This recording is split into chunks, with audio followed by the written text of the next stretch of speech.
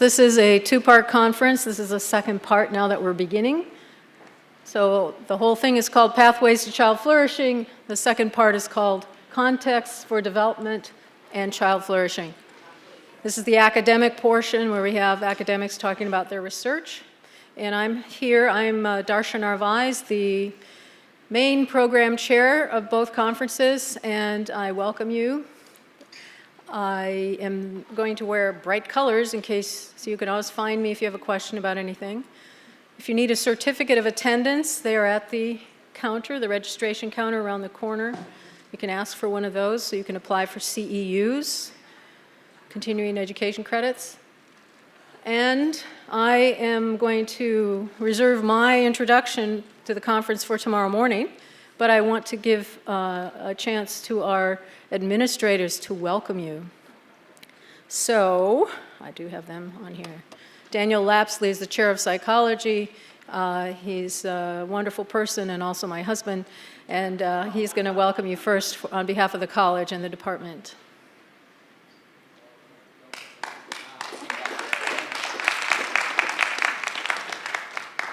Thanks, Darcia. I want to welcome everyone here to this amazing conference on pathways to child development, child flourishing.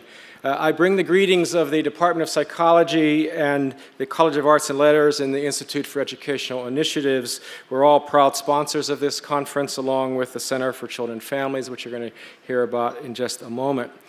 And I would be remiss, and in fact in big trouble, if I didn't acknowledge the almost missionary zeal that my spouse, Darcia Narvaez, has brought to the planning and organization of the conference.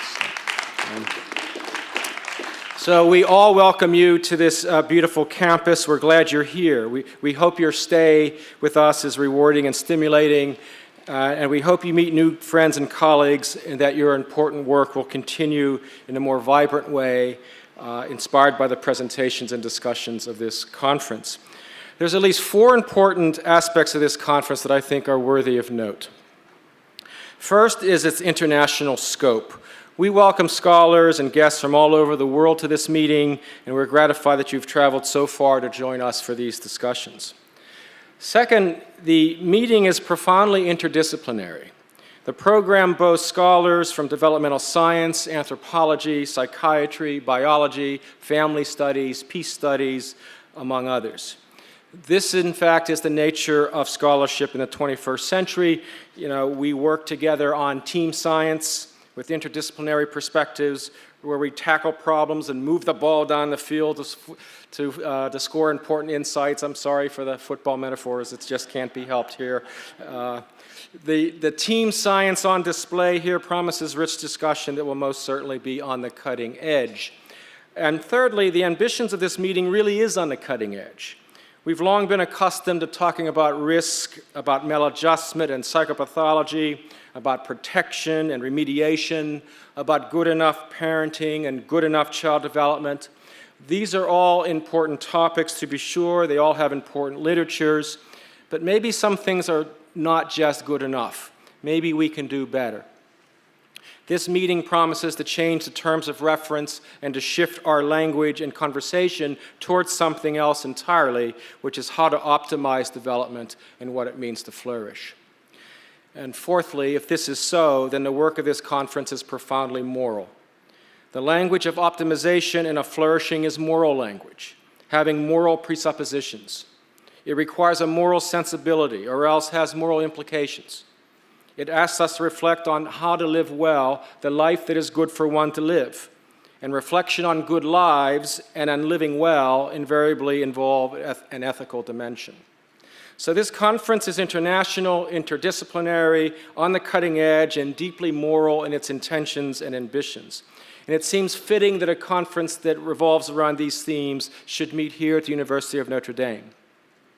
Notre Dame was founded in 1842 by a newly constituted order of French missionaries called the Congregation of the Holy Cross. In that year, Father Edward Sorin and 7 brothers, all of whom recently arrived from Le Mans, France, took claim of 524 acres here on the banks of 2 snow-covered lakes on the Indiana frontier. And by 1844, this fledgling school, christened Notre Dame du Lac, was chartered as a university by the state of Indiana. and dedicated to Our Lady, whose statue sits atop the golden dome of our main building. Now, I don't know what Father Sorin would have made of the fact that his beloved university, founded by Frenchmen, would later become known as the home of the Fighting Irish. The Twitter hashtag none too pleased comes to mind. Father Sorin possessed a missionary zeal to spread the gospel beyond France. There was, from its very beginning, an international dimension to the charism of his religious order. Indeed, to this very day, the Congregation of the Holy Cross continues its work on every continent in the world. Father Sorin was convinced that Notre Dame du Lac could not fail but be a force for good in the world. He was profoundly dedicated to the moral dimension of children and youth, and especially to the role of family and of education in furthering those ends. So the very spirit of Father Sorin and of Holy Cross, its missionary zeal, the concern for moral formation, for educating the whole person, for optimizing the life chances of youth here on the Indiana frontier, the international scope of their ambitions. These very things also animate the work of this conference. It is fitting that you are here. So I'm pleased to welcome you to Father Sorin's University. I hope you have a chance to walk around and get a sense of the place, and my best wishes for a great conference.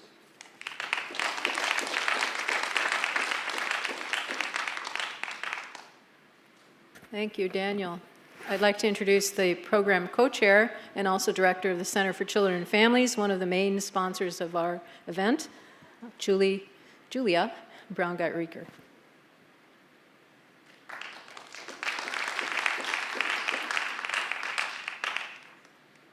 Thank you, and please feel free to call me Julie. Julia reminds me of my first grade teacher who didn't use that name very nicely sometimes. So first of all, I just want to thank Darcia for putting all of this together. This is an incredible feat to be able to do this. And I'd like to thank everyone for coming. As the director of we just actually are now named, as of Wednesday technically, the William J. Shaw Center for Children and Families. And that doesn't roll off the tongue very easily, so I'll just be calling us the Shaw Center.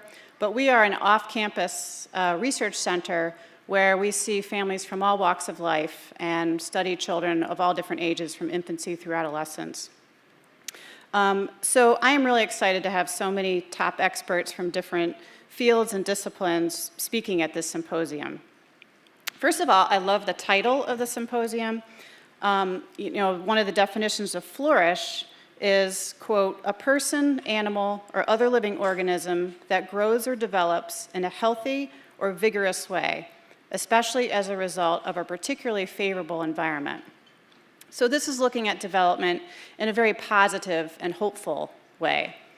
I also like that the first word is pathways, which is plural. This means we can be cognizant of the various ways in which environments can promote raising healthy and vibrant children, given the diversity in culture, religion, ideas, opinions, circumstances, et cetera, that children and families really face around the world. And unfortunately, as I'm sure many of you are aware, many children are not living in healthy, let alone optimal environments.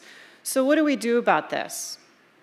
What do we do, for example, with children living in poverty or in very dire family circumstances? Although we probably can't expect to immediately change things like economic conditions, we can ask, what can we do to work with children and families in such environments to promote resiliency and a promising future?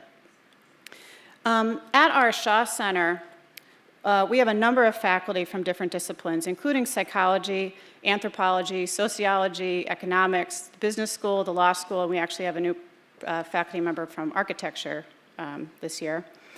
And many of the projects at the center are aimed at gaining a better understanding of actually some of the negative things that can happen in families. So these are, as Dan mentioned, these are important to consider. So for example, we have people looking at how do young mothers cope with domestic violence? What's the relationship between family stress and early childhood obesity? What are the cumulative effects of political violence on children and families around the world? And lots of other difficult questions.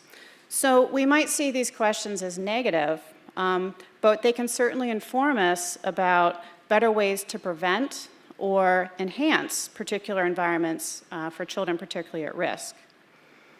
Some projects at the center now actually are at the point of asking things like, what do we do when we see families facing such challenges?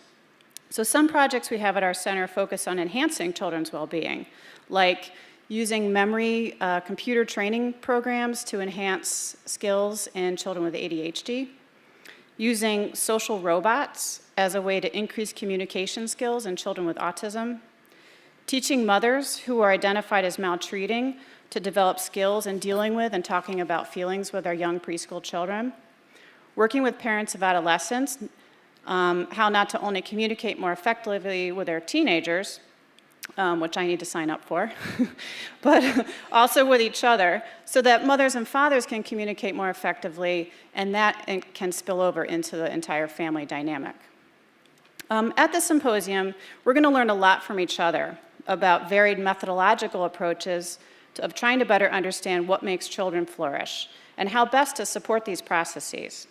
Speakers here will be talking about genetic mechanisms, neurobiological mechanisms, hormonal processes, facial expressions, overt behaviors, dyadic exchanges between couples and parents and children, the role of context, community, culture.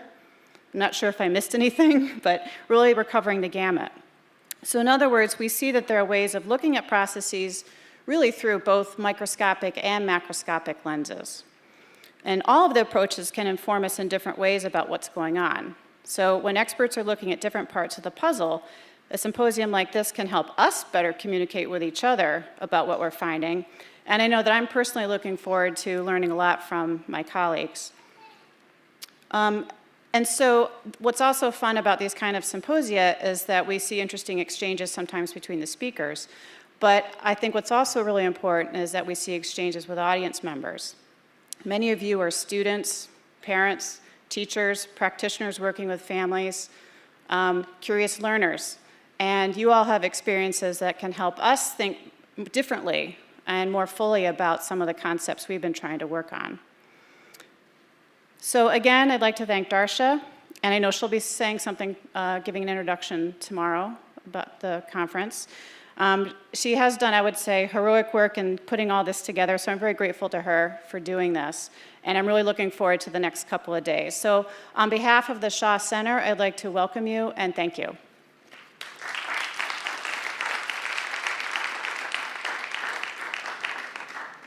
Thank you, Julia.